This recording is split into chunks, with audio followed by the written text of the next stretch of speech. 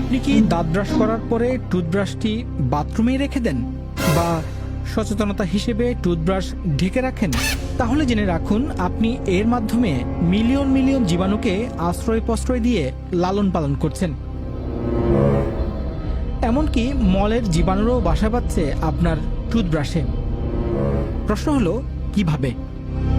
গবেষণায় দেখা গেছে টুথব্রাশের মধ্যে ব্যাকটেরিয়া ও ভাইরাসের এক বিশাল বাস্তুতন্ত্র গড়ে ওঠে, যেখানে প্রায় 1 থেকে 12 মিলিয়ন ব্যাকটেরিয়া, ছত্রাকের পাশাপাশি অগণিত ভাইরাস বসবাস করতে শুরু করে। বলা যেতে পারে একেবারে ঘরবাড়ি বানিয়ে ফেলে। মূলত প্রতিদিন ব্রাশ করার সময় আমাদের মুখের লালা, ত্বকের কোষ, খাদ্যকণা টুথব্রাশে লেগে থাকে। এর সাথে টয়লেটের ফ্লাশ করার সময় মলের জীবাণু আশেপাশে ছড়িয়ে পড়ে, যা টুথব্রাশে যুক্ত হয়। দিনে 2 বার আমরা যখন ব্রাশ করি, তখন ওই জীবাণুগুলোই টুথপেস্টের সাথে মুখের ভিতর নিয়ে আমরা নাড়াচাড়া করতে থাকি। জার্মানির রাইনওয়াল ইউনিভার্সিটি অফ অ্যাপ্লাইড সায়েন্সের একজন মাইক্রোবায়োলজিস্ট মার্ক কোভিন জিন বলেন, টুথব্রাশের জীবাণুগুলি মূলত 3টি উৎস থেকে আসে: ব্যবহারকারীর মুখ, তাদের ত্বক এবং টুথব্রাশ যেখানে রাখা হয় সেই পরিবেশ। তবে গবেষকরা নতুন কিনে আনা টুথব্রাশেও জীবাণুর অস্তিত্ব খুঁজে পেয়েছেন। বিভিন্ন নির্মাতাদের 40টি নতুন টুথব্রাশ পরীক্ষা করে দেখা গেছে তাদের অর্ধেকই বিভিন্ন ধরনের ব্যাকটেরিয়া দ্বারা দূষিত। প্রশ্ন হলো, টুথব্রাশে ঘর সংসার করা এই জীবাণুদের নিয়ে আমাদের কি আদৌ কোনো চিন্তা করা উচিত? সৌভাগ্যবশত আমাদের ব্যবহৃত টুথব্রাশে পাওয়া বেশিরভাগ জীবাণু বড় ধরনের কোনো ক্ষতি করে না। এর কারণ, বেশিরভাগ ক্ষেত্রেই জীবাণু আমাদের মুখ থেকেই ব্রাশে চলে আসে। এছাড়া টুথব্রাশের মাথায় আটকে থাকা কিছু জীবাণু এমনকি আমাদের স্বাস্থ্যের জন্য উপকারী হতে পারে, যা দাঁতের ক্ষয় ঘটায় এমন অন্যান্য জীবাণু থেকে আমাদের রক্ষা করতে সাহায্য করে।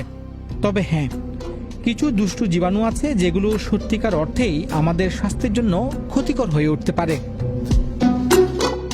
ব্রাজিলের সাও পাওলো বিশ্ববিদ্যালয়ের দন্তচিকিৎসার অধ্যাপক ভিনিসিয়াস পেদ্রাজ্জি বলেন, টুথব্রাশে পাওয়া স্ট্রেপ্টোকোকি ও স্টেফিলোকোকি জীবাণু আমাদের দাঁতের ক্ষয় ঘটায়। কিছু জীবাণু আমাদের মাড়িতে প্রদাহ সৃষ্টি করতে পারে, যা পেরিওডেন্টাল রোগ নামে পরিচিত।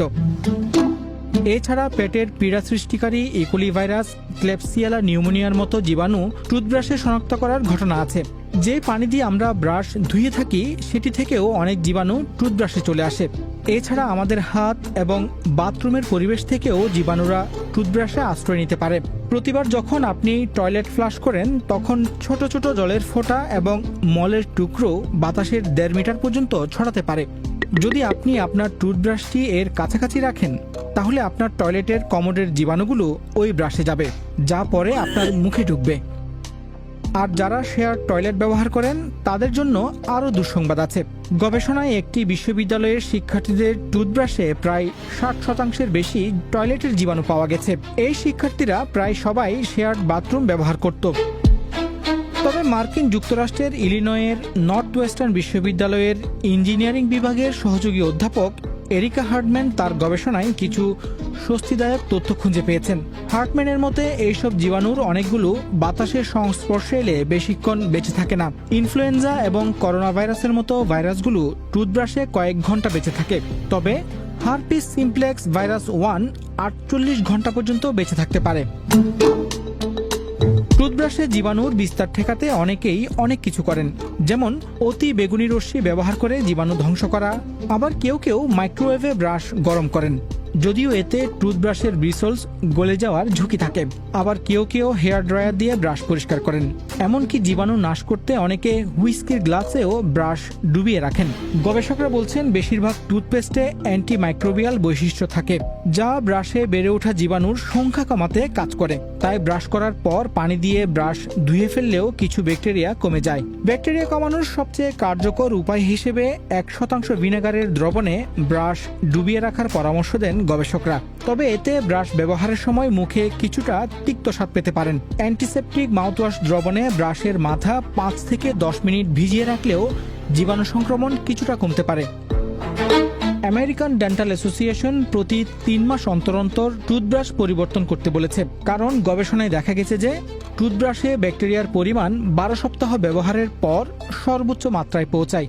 টুথব্রাশের জীবাণু থেকে বেশিরভাগ ক্ষেত্রে সংক্রমণের ঝুঁকি কম, তবে যাদের রোগ প্রতিরোধ ক্ষমতা দুর্বল তাদের জন্য এটি কিছুটা উদ্বেগের। আমেরিকান ডেন্টাল অ্যাসোসিয়েশন এবং মার্কিন রোগ নিয়ন্ত্রণ ও প্রতিরোধ কেন্দ্র সিডিসি টুথব্রাশের মাথা ঢেকে রাখা বা বন্ধ পাত্রে সংরক্ষণ না করার পরামর্শ দিয়েছে, কারণ এতে জীবাণুরা বংশবিস্তার ঘটায়। বরং খোলা জায়গায় রেখে ব্রাশ শুকিয়ে নিতে পরামর্শ দিয়েছেন তারা। আর হ্যাঁ, আপনার ব্রাশটি কি বাথরুমে রেখে এসেছেন? তাহলে এখনই সেটি নিয়ে আসুন এবং টয়লেট করার জায়গা থেকে যতটা সম্ভব দূরে রাখুন।